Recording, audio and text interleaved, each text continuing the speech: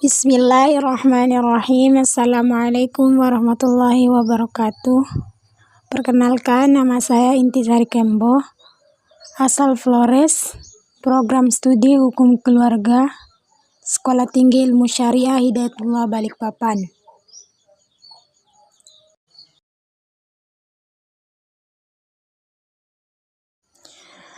Baik, kali ini saya akan membahas tentang sejarah pengumpulan Al-Quran dan Rasam Utsmani.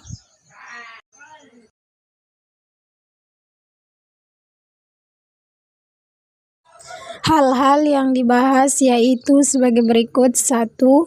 Pengertian dari Al-Quran. 2. Apa yang dimaksud dengan pengumpulan Al-Quran pada masa Rasulullah. Yang ketiga, bagaimana pengumpulan Al-Quran pada masa Khalifah Abu Bakar As-Siddiq. Yang keempat, mengapa tidak ada pengumpulan Al-Quran pada masa Umar bin Khattab. Yang kelima, bagaimana pengumpulan dan pembukuan Al-Quran pada masa Khalifah Utsman bin Affan. Yang keenam, bagaimana sejarah penulisan Al-Quran dengan Rasam Utsmani. Baiklah, kita masuk ke pembahasan pertama, yaitu pengertian Al-Quran.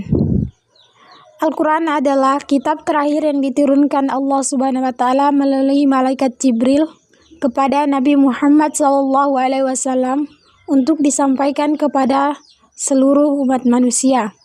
Kata Al-Quran berasal dari bahasa Arab, di mana secara etimologi menurut pendapat yang paling kuat sebagaimana yang disebutkan oleh Abdul Hakim bahwa istilah Al-Quran berarti bacaan.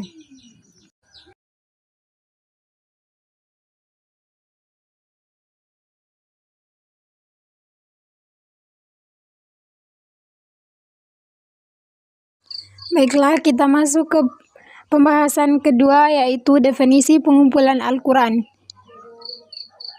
Yang dimaksud dengan pengumpulan Al-Quran ada dua hal. Pertama, penghafalan Al-Quran, dan kedua, penulisan huruf demi huruf, ayat demi ayat, surah demi surah, baik dalam lembaran yang masih terpisah maupun lembaran yang sudah dibukukan dalam satu mushaf. Pengumpulan Al-Quran dalam sejarahnya berlangsung dalam 3 periode, yaitu pengumpulan Al-Quran pada masa Rasulullah SAW. Pada masa Rasulullah SAW masih hidup, pengumpulan dan penyatuan Al-Quran dilakukan dengan dua cara, yaitu 1. Dengan cara menghafal dilakukan oleh Rasulullah SAW dan para sahabat. Yang kedua, Rasulullah SAW mengangkat para penulis wahyu Al-Quran dari sahabat-sahabat terkemuka.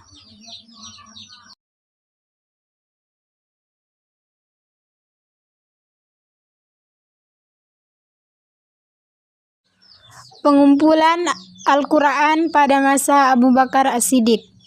Ada sebuah riwayat menyebutkan bahwa untuk kegiatan yang dimaksud, yaitu pengumpulan dan pembukuan Al-Quran, Abu Bakar mengangkat semacam panitia yang terdiri dari 4 orang, yaitu Zaid bin Thabit sebagai ketua, Utsman bin Affan, Ali bin Abi Thalib, dan Ubay bin Ka'ab.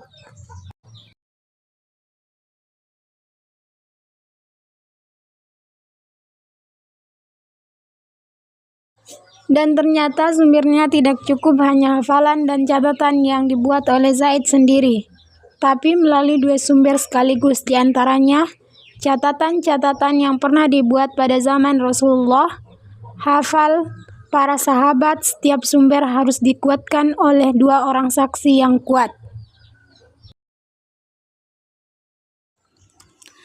Pengumpulan Al-Quran pada masa Umar bin Khattab. Ada beberapa alasan utama mengapa pengumpulan Al-Quran secara resmi tidak terjadi pada masa Umar. Yang pertama, dikarenakan pengumpulan sudah dimulai pada masa Abu Bakar. Yang kedua, pemeliharaan melalui hafalan. Yang ketiga, tidak ada kebutuhan mendesak. Yang keempat, fokus pada penyebaran Islam dan pemerintahan.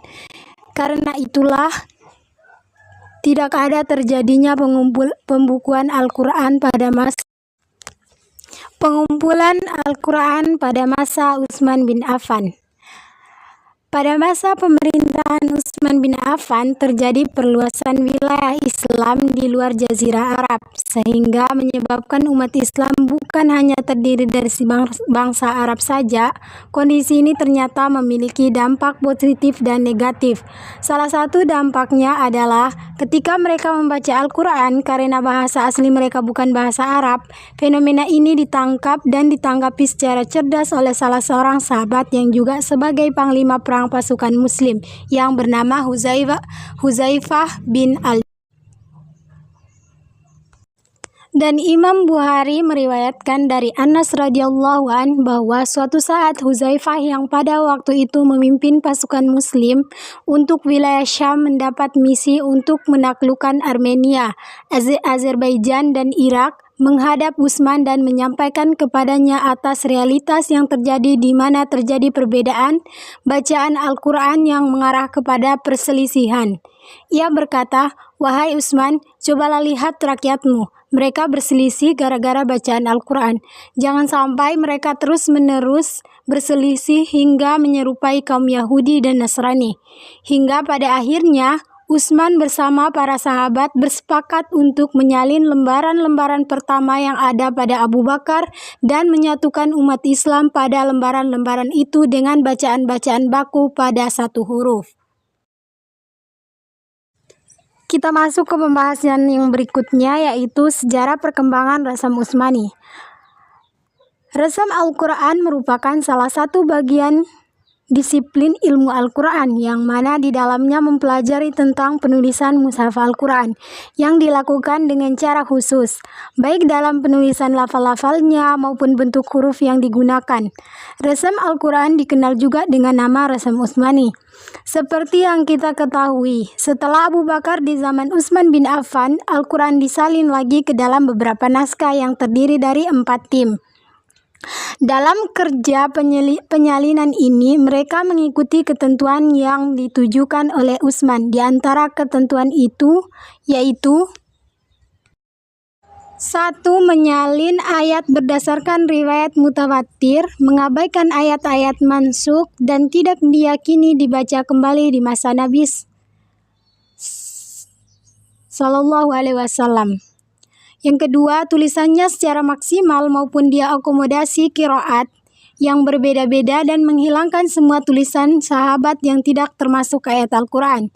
Yang ketiga, para penulis dan para sahabat setuju dengan tulisan yang mereka gunakan tersebut.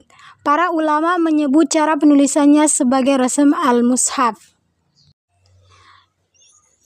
Pembahasan berikutnya yaitu kaidah-kaidah rasam Al-Quran. Yang pertama, penghapusan atau biasa disebut al-hazf. Yang kedua, penambahan atau az-ziyadah. Yang ketiga, aturan hamzah. Yang keempat, ibdal atau pengganti.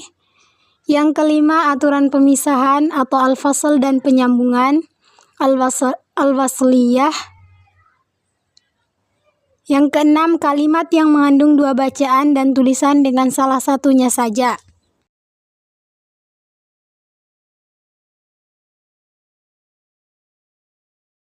Kita masuk ke pembahasan yang berikutnya, yaitu hukum dan kedudukan serta pendapat ulama tentang Rasam Utsmani. Perlu kita ketahui bahwa kedudukan Rasam Utsmani diperselisihkan para ulama. Pola penulisan tersebut merupakan petunjuk Nabi atau hanya ijtihad kalangan sahabat. Adapun pendapat mereka sebagai berikut. Jumhur ulama berpendapat bahwa pola Rasam Utsmani bersifat tauqifi.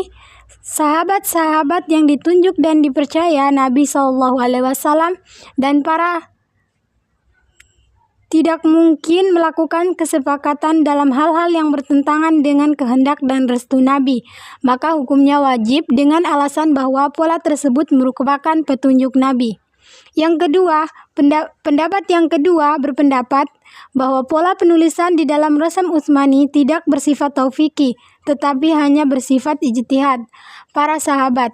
Tidak ditemukan riwayat Nabi mengenai ketentuan pola penulisan wahyu. Seandainya itu petunjuk Nabi, resem itu akan disebut resem Nabi, bukan resem Utsmani.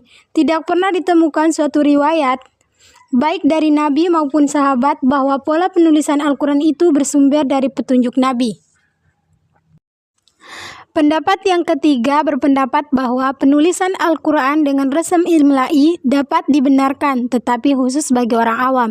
Bagi para ulama atau yang memahami resem Utsmani, tetap wajib mempertahankan keaslian resem tersebut. Pendapat ini diperkuat Al-Zarqani dengan mengatakan bahwa resem imla'i diperlukan untuk menghindarkan umat dari kesalahan membaca Al-Quran, sedangkan resem Utsmani diperlukan untuk memelihara keaslian mushaf Al-Quran.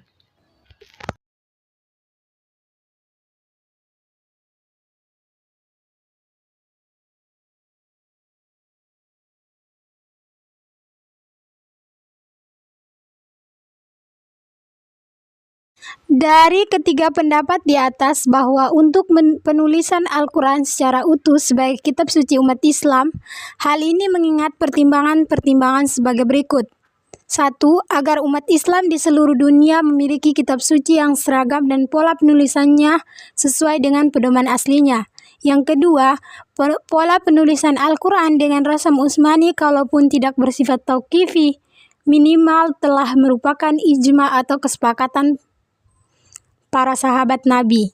Yang ketiga, pola penulisan Al-Quran berdasarkan resem Utsmani boleh dikatakan sebagian besar sesuai dengan kaidah-kaidah resem imla'i dan hanya sebagian kecil saja yang menyalahi atau berbeda dengan resem imla'i. Baiklah, kita masuk ke pembahasan terakhir, yaitu karakteristik dan ciri khas resem Utsmani. Dalam sebuah pandangan global, beberapa karakteristik resem Utsmani dapat dijelaskan sebagai berikut. Yang pertama, tulisan-tulisan pada masa itu tidak memiliki titik baris dan tanda baca. Yang kedua, kebanyakan huruf, khususnya huruf-huruf alif. Yang ketiga, sebagian huruf ditulis sama dengan bentuk huruf lainnya. Yang keempat, sebagian huruf sebagai bentuk tambahan yang ditulis pada pelafalan.